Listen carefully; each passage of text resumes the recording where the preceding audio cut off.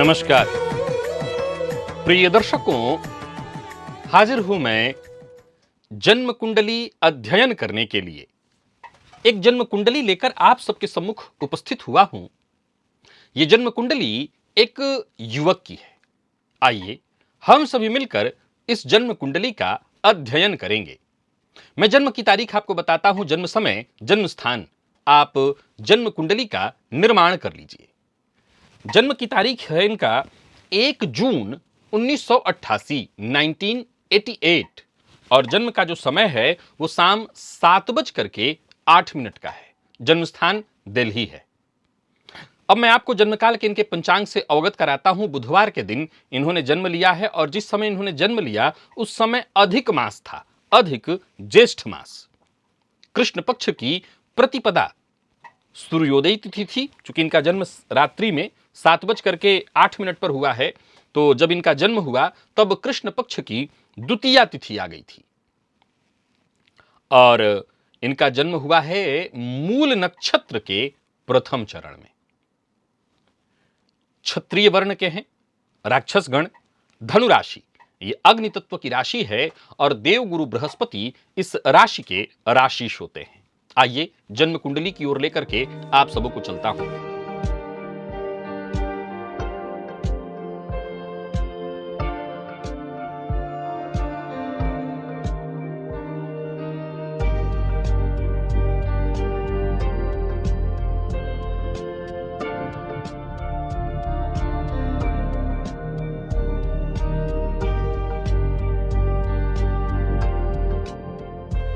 वृश्चिक लग्न की आप इनकी कुंडली देख रहे हैं। लग्न के स्वामी बनते हैं कौन? तो मंगल। जाकर के कुंडली में कहां पर बैठे हैं? तो कुंडली के चतुर्थ भाव में बैठे हैं। मंगल और राहु की युति है। कहां पर? तो कुंडली के चतुर्थ भाव में।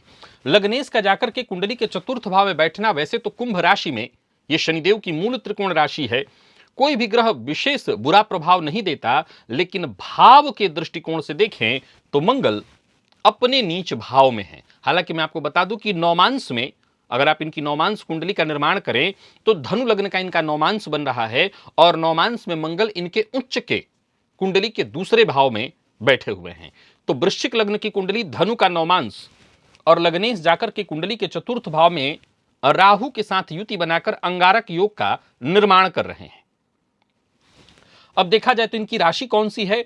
तो इनकी जो राशि है वो है धनु। वृश्चिक लग्न, धनु राशि। अब चंद्रमा और शनि की युति आप देख रहे हैं। ये दोनों के दोनों ग्रह मूल नक्षत्र में बैठे हुए हैं। इनका मूल नक्षत्र और वो भी मूल नक्षत्र का प्रथम चरण है। ये प्रबल ऐसा नक्षत्र है जो स्थिति कैसी उत्पन्न करता है कि जीवन के प्रारंभ में जातक के कई बार तो जीवित रहने पर ही संशय और परेशानी उत्पन्न करा देता है। इसी को अभुक्त मूल कहा गया है।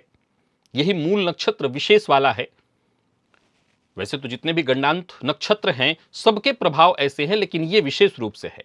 परंतु इस नक्षत्र में जो जातक जन्म लेने के बाद सुरक्षित रह जाएं, वो फिर अच्छा कर लेते हैं। हालांकि ये नहीं कर रहे हैं, इनका ऐसा मानना है, ये जूझ रहे हैं। इन्होंने 4 ऐसे पॉइंट रखे हैं मेरे सामने, जिसे मैं मुंह जबानी बिना लिखे आपको बता देता हूं। और वो चारों पॉइंट कौन कौन से हैं? तो पहला है कि मैं कार्यक्षेत्र में लगातार जूझ रहा हूं, कहीं स्थिर नहीं रह पा रहा। प्राइवेट सेक्टर में मैं जॉब करता हूं पर कहीं भी स्थिर नहीं हूं। मैं अपने घर में कभी नहीं आना चाहता, क्योंकि मेरे घर में जिस तरह से कलह होता है, मैं अपने घर के कलह को देखता हूं तो लगता है कि घर से बाहर रहना ज्यादा अच्छा है। तीसरा इन्होंने पॉइंट जो बताया है वो है धन। इनका कहना है कि मैं हमेशा ऋण में रहता हूं और धन संचित कभी नहीं हो पाता। और चौथे नंबर पर इन्होंने मुझसे पूछा है कि क्या मैं कभी एक अच्छी जिंदगी देख पाऊंगा जहां सुख शांति मुझे मिले। इन्होंने ऐसी चीज की मांग की है, सुख शांति की, कि अब मैं क्या बताऊं। वर्तमान समय में इनको चंद्रमा की दशा चल रही है। मैं एक बार आपको इनकी दशाओं की ओर ले चलता हूं और दशाओं की चर्चा हम एक बार कर लें, फिर आगे बढ़ करके इनकी कुंडली की चर्चा करेंगे।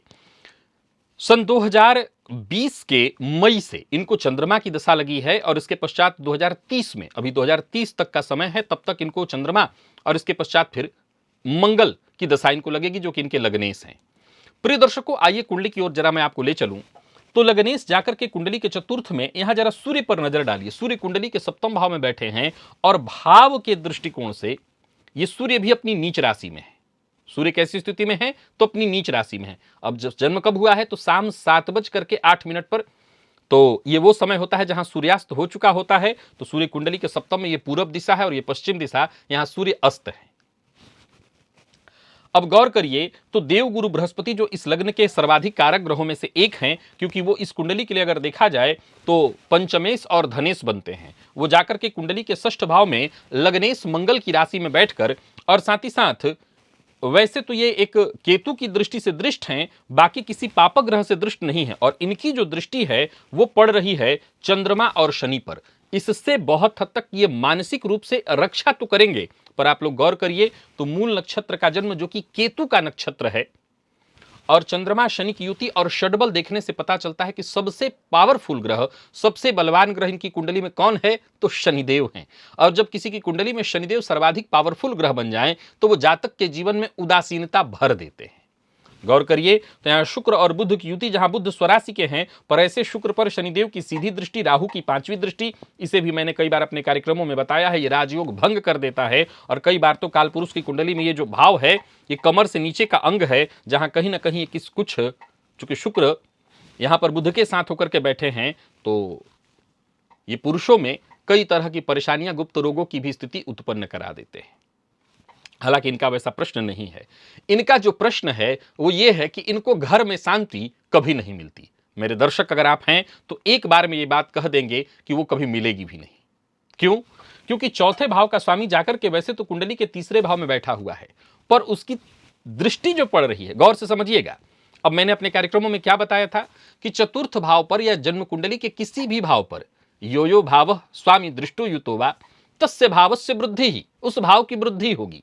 तो चौथे भाव पर शनिदेव की दृष्टि है, शनिदेव की यहां पर राशि दिखाई पड़ रही है आपको, फलतः इस भाव की वृद्धि होनी चाहिए। तो निसंदेह वो इनको घर गाड़ी वगैरह सब देंगे, लेकिन जीवन में सुकून कभी नहीं देंगे। क्यों? कि वहीं पर बैठे लग्नेश राहु के साथ अंगारक योग का निर्माण कर रहे हैं, और उस पर शनि की दृष्टि प्रबल गृह कलह की स्थिति उत्पन्न करता है, और ऊपर से चंद्रमा शनि के साथ है, तो माता के साथ संबंध कभी सुखद रहने ही नहीं देता। माता के साथ संबंध में आए दिन कुछ न कुछ परेशानियां, तकरार, तनाव उत्पन्न होता ही रहता है।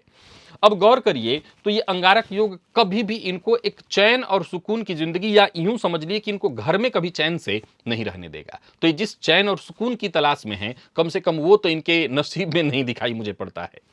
खैर, आगे बढ़ते हैं। इनकी कुंडली में भाग्य भाव का जो स्वामी है वो जाकर के कुंडली के धन भाव में बैठा है, और वो किसके साथ बैठा है? तो वो शनिदेव के साथ, जो कि तृतीयेश और चतुर्थेश होकर के बैठे। अब इनकी जो दूसरी शिकायत है कि मैं कार्यक्षेत्र में कभी स्थिर नहीं रह पाता, इसका भी जवाब सामने है। इस कुंडली के 10वें भाव में केतु बैठे हुए हैं। प्रिय दर्शकों, मैंने अपने कई कार्यक्रमों में ये सूत्र बताया है, इनके लिए दोहरा रहा हूं, आप लोग भी नोट कर लीजिए कि जन्म कुंडली के 10वें में केतु हो तो सब खराब नहीं होता, कुछ अच्छा भी होता है। ये कार्यक्षेत्र में स्थिर कभी नहीं रहने देते, क्योंकि केतु का काम ही ऐसा है परिवर्तन वाला। केतु हमेशा आकस्मिक परेशानियां और परिवर्तन की स्थिति उत्पन्न करते रहते हैं। फलतः ऐसे जातकों के कार्यक्षेत्र में आए दिन कभी यहां हटना है तो कभी वहां जाना है, नौकरी में अस्थिरता। हालांकि एक अच्छी बात यह है कि ज्योतिष शास्त्र कहता है, और ऐसा देखने में भी आता है कि ऐसे लोगों की एक नौकरी जाती है तो दूसरी भी मिल जाती है, शीघ्र मिलती है और उससे बेहतर मिलती है।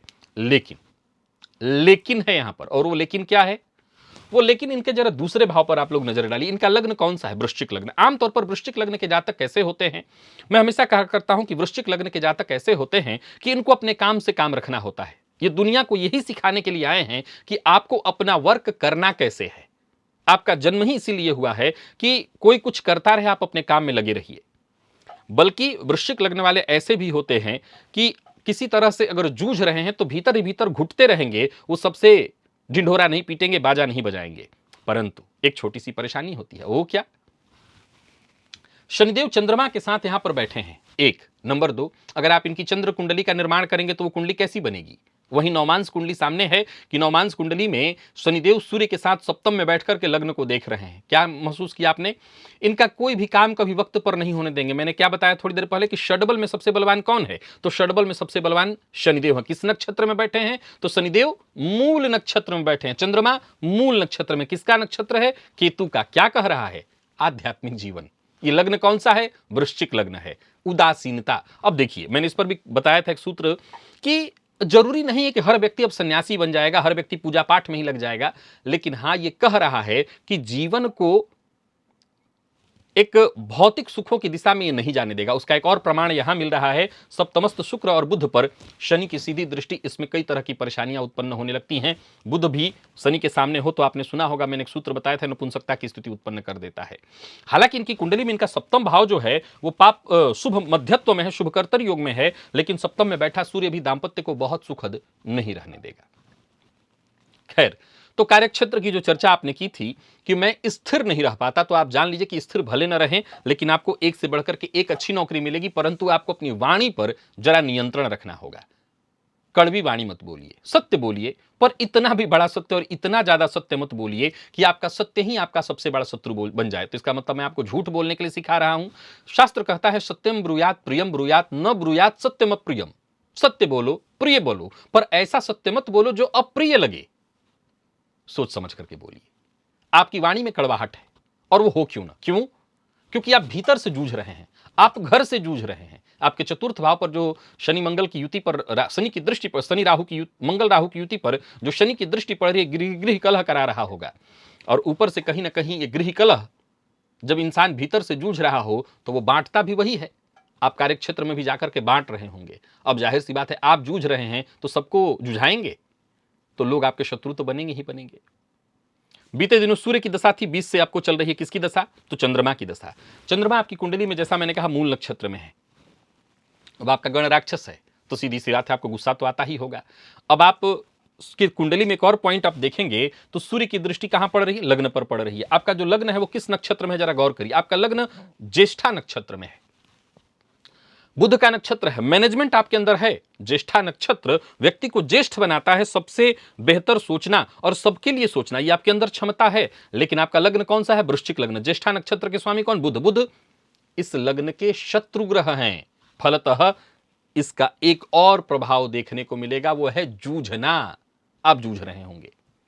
अब आपने दूसरा एक पॉइंट कहा है, धन, वो संचित नहीं हो पाता। आपकी कुंडली में अगर देखा जाए तो धनेश कौन बनते हैं? तो शुक्र। और लाभेश कौन, माफ करेगा, व्ययेश बनते हैं शुक्र। धनेश बनते हैं देवगुरु जो कुंडली के षष्ठ में बैठे हैं। व्ययेश जाकर के कुंडली के अष्टम में, और लाभेश जाकर के कुंडली के अष्टम में।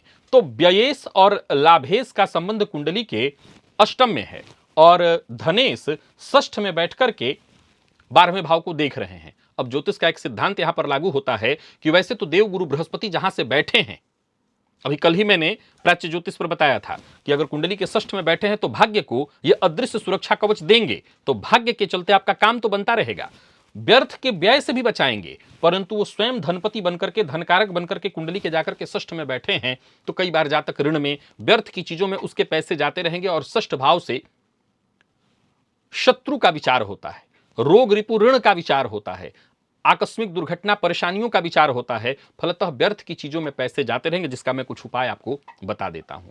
अब अंतिम में आपने मुझसे ये पूछा कि क्या मैं कभी इन परेशानियों से निकल पाऊंगा? अभी अभी एक सूत्र मैंने बताया, आपकी कुंडली में भाग्य भाव आपका अदृश्य सुरक्षा कवच में आ रहा है। गुरु से दृष्ट नहीं है ये भाग्य भाव, लेकिन गुरु से 4 घर आगे होने के चलते गुरु इस भाव को अदृश्य सुरक्षा कवच दे रहे हैं। 1 नंबर 2, आपकी कुंडली में गुरु की दृष्टि कर्मभाव पर पड़ रही है, और कर्मभाव पर देव गुरु बृहस्पति की दृष्टि का पड़ना यह अपने आप में बहुत ही महत्वपूर्ण है।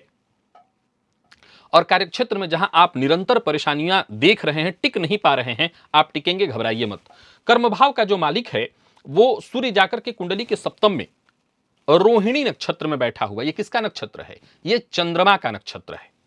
ये चंद्रमा का नक्षत्र है, और चंद्रमा स्वयं सूर्य से कहां पर बैठे हैं? तो सूर्य से षडाष्टक योग लगा करके कुंडली के द्वितीय भाव में बैठे हैं। ये अनवरत जूझना, परेशान होना, ऐसी स्थिति उत्पन्न कर रहा है। और नौमांस इस बात की पुष्टि कर रहा है, जहां शनि सूर्य की युति की दृष्टि लग्न पर पड़ रही है। हालांकि नौमांस में लग्न आपका शुभकर्तरी योग में है और इसके चलते मैं जानता हूं कि आप इस सभी परेशानियों से बाहर अवश्य आएंगे। सो घबराइए मत, मैं उसका आपको रास्ता बताता हूं। प्रिय दर्शकों, इनकी कुंडली में अगर आप देखें तो इनका जो गुरु है देवगुरु बृहस्पति, वो 25 अंश 57 कला के साथ मृत अवस्था में है। यानी बलाबल षडबल में देखें तो सबसे कमजोर ग्रह ही इनके देवगुरु बृहस्पति बने हुए हैं। अब आपके समझ में आया, ये जो अदृश्य सुरक्षा कवच इनका बन रहा है वो कमजोर पड़ रहा है। एक नंबर 2, कर्म भाव पर देवगुरु की दृष्टि है और इन्होंने क्या शिकायत की, पैसे नहीं टिक रहे, और देवगुरु की दृष्टि व्यय भाव पर भी है, लेकिन वो गुरु स्वयं इतना बल रख ही नहीं रहे हैं कि इनको इन परेशानियों से बचा सकें। फलतः ये जूझ रहे हैं, उन परेशानियों से जूझ रहे हैं जहां देवगुरु इनकी रक्षा कर रहे थे। सहयोग नहीं मिल रहा, ऊपर से अभी अभी इनको ढैया भी चल रही है। 29 मार्च से शनिदेव इनके लिए ढैया की स्थिति उत्पन्न कर दिए हैं। अब ये चौथे का शनि क्या करेंगे कि मानसिक तनाव, परेशानी, कार्यक्षेत्र में उठापटक की स्थिति उत्पन्न करेंगे। हालांकि एक अच्छी बात यह है कि राहु के परिवर्तन के बाद राहु इनके तीसरे में चल रहे हैं और गोचर कुंडली में तीसरे का राहु इनके लिए सुरक्षा कवच अवश्य बना करके रखेगा। सो ये जहां जहां परेशान होंगे उनको रास्ता मिलेगा। एक नंबर 2, इनको भाग्येश की दशा चल रही है। अभी अलग बात है कि भाग्येश द्वितीय भाव में बैठ करके पीड़ित हो रहा है शनि के साथ। वैसे नौमेश का द्वितीय भाव में बैठना यह महाधनी योग है, परंतु शनि और साथ ही साथ चंद्रमा की जो युति बनी हुई है, यह विषयोग का जो निर्माण है, इसके चलते इनको कहीं ना कहीं मानसिक अशांति और परेशानियां लगातार देखने को मिल रही होंगी। इसका आइए हम रास्ता ढूंढ लेते हैं जिससे इनको उबारा जा सके, बचाया जा सके। अब इन्होंने दाम्पत्य जीवन के बारे में कोई प्रश्न पूछा नहीं विशेष। जाहिर सी बात है इनका मंतव्य यहीं से होगा कि गृह कलह जब चली रहा है इनके यहाँ, तो वो भी उसमें कहीं ना कहीं इंक्लूडेड होगा। माता के साथ इनके संबंध ठीक मुझे नहीं दिख रहे हैं। और कमोबेश सूर्य की स्थिति अगर आप देखें तो सूर्य की स्थिति कहां दिखाई पड़ रही है, तो कुंडली के सप्तम में। ये सूर्य भी कोई विशेष श्रेष्ठ प्रभाव देते नहीं दिखाई पड़ रहे, क्योंकि नौमांस में सूर्य शनि की युति है। अब ये सूर्य क्या करेंगे कि ऐसी स्थिति में पिता के साथ संबंध को कमजोर करा देंगे। तो कुल मिलाकर के ये पिता, बॉस दोनों के साथ संबंध को कमजोर कराएंगे। ऐसा जातक कई बार सत्ता विरोधी, मैंने कुछ दिन पूर्व बताया था कि शनि सूर्य के संबंध में जरूरी नहीं पिता, ऐसा जातक बॉस और सत्ता या जो शीर्ष नेतृत्व है उसका विरोधी बन जाता है। तो आपने जो कहा कार्यक्षेत्र में आप टिक नहीं रहे हैं, उसमें नौमांस आपका इस बात की पुष्टि कर रहा है कि कहीं ना कहीं आप में भी कमी आ रही है और आप जो लोग शीर्षस्थ हैं उनका अपमान, उनका विरोध कर रहे हैं। और अगर आप ऐसा कर रहे हैं तो आपको तुरंत अपने इस वर्ताव और अपने इस व्यवहार में परिवर्तन करना होगा। याद रखिए, आपके लग्न का जो स्वभाव है वो सिर्फ एक ही चीज कहता है, आप स्वयं काम करने के लिए आए हैं। आपका जन्म ही काम करने के लिए हुआ है। सो आपका पूरा फोकस वर्क पर होना चाहिए। मैं कितना कर सकता हूं, मैं कैसे कर सकता हूं, आपको करना है। आप दूसरों से बहुत उम्मीद न रखें। आप कार्यक्षेत्र में कई बार ये देखेंगे कि बहुत बेहतर करने के बावजूद आपको क्रेडिट नहीं मिल रहा है। इससे घबराइए मत, इससे भागिए मत। याद रखिए, ये जूझने के लिए आपको बाध्य करा रहा है और करेगा। कुछ आराधना करिए, अपने इष्ट की आराधना करिए। भगवान श्री विष्णु की आराधना, यहां से देखें तो हनुमान जी, और चंद्रमा से भी देखें तो हनुमान जी, तो हनुमान जी और भगवान श्री विष्णु दोनों की आराधना आपको करनी है। तो नियम से आपको एक काम करना है, प्रतिदिन हनुमान चालीसा का 3 पाठ और ओम नमो भगवते वासुदेवाय इस मंत्र का 3 माला या 1 माला कम से कम जप आपको करना है। गुरु को बल देना होगा। कैसे देंगे, तो केसर का तिलक अपने माथे पर लगाइए। वाणी से कड़वाहट उत्पन्न हो रही तो जुबान पर केसर का तिलक लगाइए। और देव गुरु बृहस्पति कुंडली के षष्ठ में जाकर के बैठ करके अपना संपूर्ण प्रभाव नहीं दे रहे हैं, तो एक सोने का छल्ला तर्जनी उंगली में गुरुवार के दिन डाल लीजिए।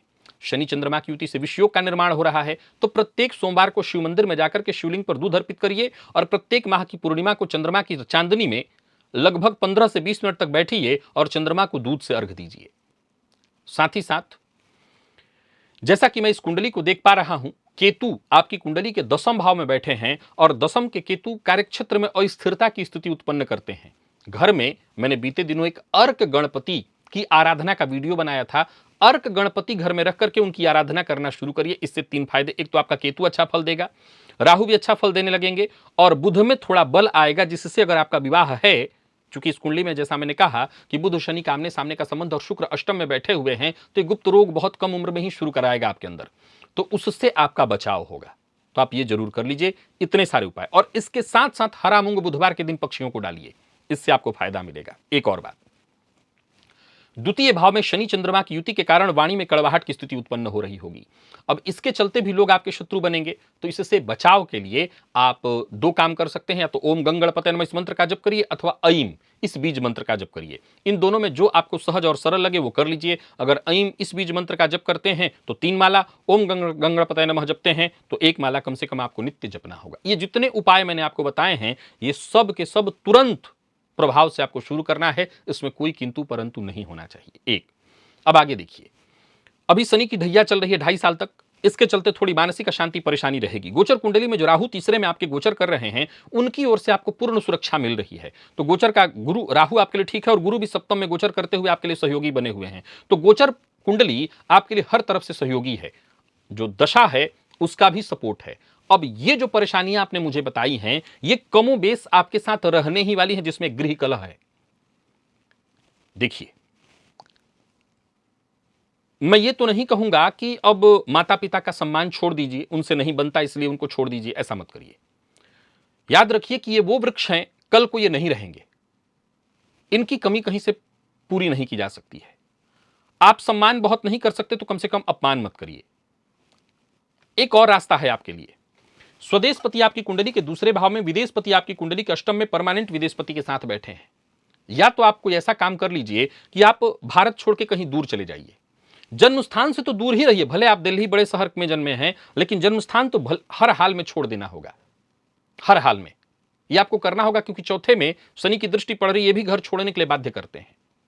आपका लग्नेश चतुर्थ में जरूर बैठा है, चतुर्थ में होने के चलते यह कह रहा है कि आपको अपने स्वदेश में ही होना चाहिए, लेकिन वहां राहु पर शनि की दृष्टि सब साथ बैठे हैं, फलतः स्वदेश में रह करके भी आपको चैन और सुकून नहीं मिलने वाला है।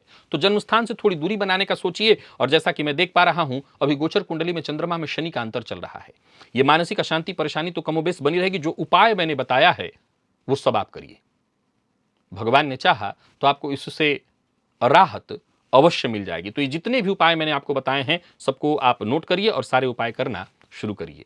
प्रिय दर्शकों, हमेशा मैं आप सभी दर्शकों से कहा करता हूं कि अगर आप इस कुंडली में कुछ ऐसा देख रहे हैं जो मैंने नहीं देखा, और आपको लगता है कि हाँ, ये उपाय भी इनको करना चाहिए, मैं कभी मना नहीं किया। आप सभी दर्शकों का स्वागत है। कमेंट में आप अपनी बातें अवश्य लिखिए, इनके लिए क्या कहना चाहते हैं, और क्या आप भी ऐसी ही परेशानी से जूझ रहे हैं कि घर में कलह है, पैसा टिक नहीं रहा है, कार्यक्षेत्र में अस्थिरता है, क्योंकि ये बहुत कॉमन परेशानियां हैं जो ज्यादातर लोगों के जीवन में चल रही होगी। तो अगर आपके साथ भी हो रहा है तो देखिए कि आपकी कुंडली में कौन सी ग्रह स्थिति है। और हाँ, इनका जो जन्म हुआ है मूल नक्षत्र में, अब पता नहीं गंडान तो यानी मूल नक्षत्र में इसकी शांति हुई थी या नहीं हुई थी, गंडमूल नक्षत्र की शांति कराई गई थी या नहीं कराई गई थी नहीं जानता, अब तो कोई मतलब नहीं है। लेकिन हाँ, ये भी एक संघर्ष और परेशानियां जीवन में लाता है। पर याद रखिएगा, आपकी कुंडली और वो सभी लोग जो मूल नक्षत्र में जन्मे हैं, मैं वैसे तो इस विषय पर मूल नक्षत्र के ऊपर वीडियो बना चुका हूं, लेकिन फिर से मैं सोचता हूं कि भविष्य में बताऊं।